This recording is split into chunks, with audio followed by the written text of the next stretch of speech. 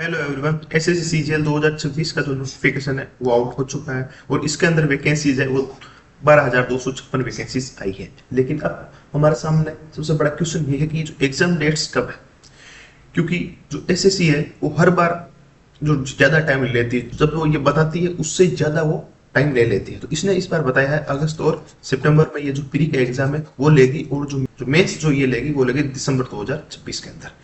तो जो एक इसका जो फॉर्म में अप्लाई करने की जो डेट है वो है 21 मई 2026 से लेके 22 जून 2026 तक और जो वैकेंसी हमारे पास है वो है 12,256।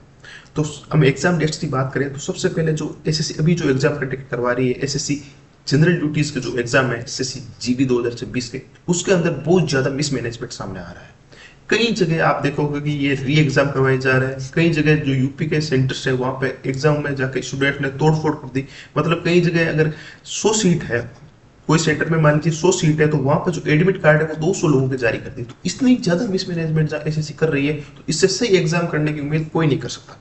और लगातार जो गवर्नमेंट है उस पर भी प्रेशर है, क्योंकि सबसे पहले जो नीट का एग्जाम था वो लीक हुआ, उसको अब री एग्जाम करवाना पड़ रहा है।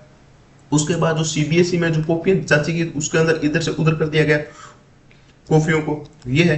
फिर ये आ गया जो एसएससी वाला मसला। इस वजह से सरकार पे भी बहुत ज्यादा प्रेशर है। तो अगर सरकार पे प्रेशर है तो ये जो एग्जाम कंडक्टिंग एजेंसी रहेगी उसके ऊपर भी वो प्रेशर आने वाला है। तो जो एसएससी अब वो कदम है वो फूक फूक करेगी और जो एग्जाम है उसको अच्छे से कंडक्ट कराने का जो प्रेशर है एसएससी के ऊपर बहुत ज्यादा रहेगा। लेकिन एसएससी पे कितना भी प्रेशर दे दो वो वही निकम्मा काम करती है जो हर बार करती है। मतलब एग्जाम को लेट करवाती है उसमें भी वो बड़ी मात्रा में मिसमैनेजमेंट कर देती है। तो हमारे पास अगर हम उम्मीद करें एसएससी सीजीएल 2026 का जो प्री है वो कब तक हो सकता है, क्योंकि सबसे पहले तो जो एसएससी का जो एग्जाम है जनरल ड्यूटीज के उसके जो री एग्जाम करवाना है, उसके बाद जो सिलेक्शन पोस्ट फेज 14 का जो एग्जाम है वो करवाना है इसको। और उसके बाद अगर आप देखोगे तो फिर आएगा सीजीएल प्री का नंबर। तो सीजीएल प्री का इन्होंने बोला है अगस्त और सितंबर में। तो इसका मतलब ये है कि ये जो 15 अगस्त के बाद इनके पास जो डेट्स है और करवाने का आइडियल टाइम भी यही है।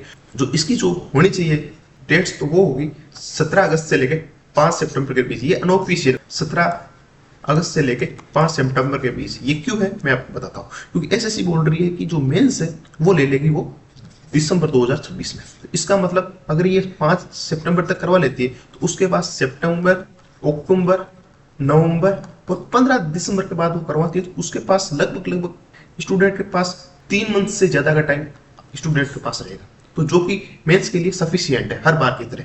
तो ये लगभग स्टूडेंट को प्री के बाद मेंस के लिए 110 से लेकर 120 दिन प्रोवाइड कर देगी। इस वजह से जो एग्जाम है वो 17 अगस्त से लेकर 5 सितंबर तक ये अनऑफिशियल तरीके से है। लेकिन जब एडमिट कार्ड आएगा तब हमें पता चलेगा ऑफिशियली क्या है। लेकिन मोस्ट प्रोबेबली आप मान के चलिए कि आपके पास जो अभी है वो आपके पास 75 डेज है। तो ये आपके लिए बहुत ज्यादा आइडियल टाइम है। 75 डेज आपके पास है और इनका आप सही तरीके से उपयोग कर सकते हैं। मैं आपकी कैसे हेल्प कर सकता हूँ, तो मैं आपको जो एसएससी सीजीएल 2025 के अंदर जितने भी जो जीएस में क्वेश्चन आए थे तो उनको एनालिसिस करके आपको जो इंपोर्टेंट टॉपिक है जिससे सबसे ज्यादा क्वेश्चन पूछे जाएंगे तो उनके मैं वीडियो आपको प्रोवाइड कर दूंगा। आप इस चैनल से जुड़ सकते हैं और उसमें मैं आपको स्मार्ट शॉर्ट ट्रिक्स और फास्ट सोल्व कैसे कर सकते हो ऑप्शन एलिमिनेशन के माध्यम से, जीके का क्वेश्चन, क्योंकि सबसे ज्यादा जो आपको डर रहता है वो जीके का रहता है। तो मैं जीके में आपकी हेल्प करने के लिए इस चैनल से आप जुड़ सकते हैं। इस चैनल को आप सब्सक्राइब कर सकते हैं। अगर आपको वीडियो अच्छा लगा तो आप लाइक कर सकते हैं और कमेंट कर सकते हैं कि इसमें क्या इंप्रूव किया जा सकता है और आपके अकॉर्डिंग क्या डेट्स दे सकती है, और चैनल को आप सब्सक्राइब कर लीजिए। Thank you.